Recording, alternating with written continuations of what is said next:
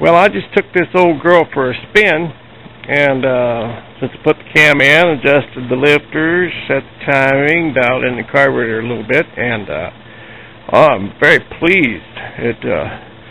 She goes down the road and it just sings. Sounds really good, and runs really good. And when I did this cam project, decided to put a camshaft in this truck, I knew I wouldn't get through the whole process without a hiccup.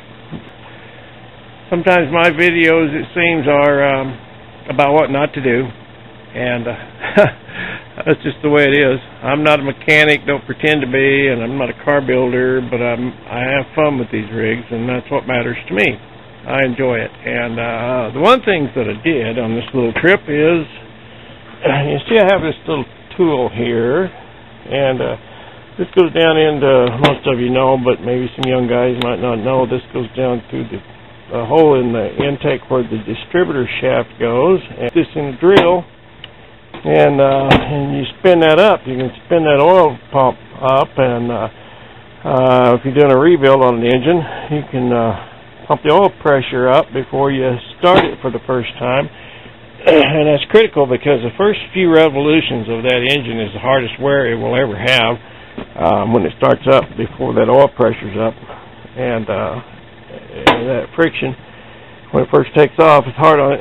So when I did this little job, I used this because I wanted oil to be right at those cam bearings the instant that it started.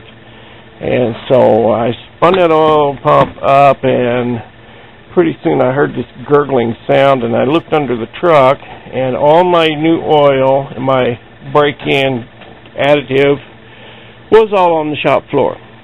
And so I crawled under there, and the oil pan was nice and tight. All my gaskets looked real good, and I saw a couple of drips coming off the filter.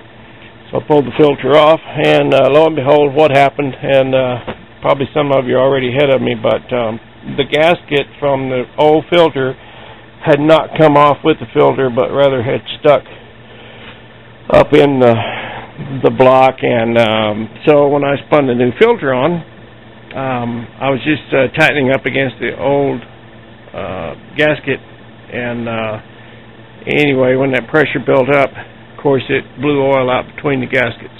And so I lost my oil, but my first thought was, well, I'm so glad that happened here in my shop instead of on a long trip or going down the highway and lose my oil and not know it.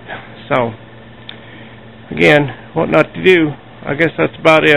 It's a lot of fun. It runs real good, so I'm happy with it. Thanks for watching.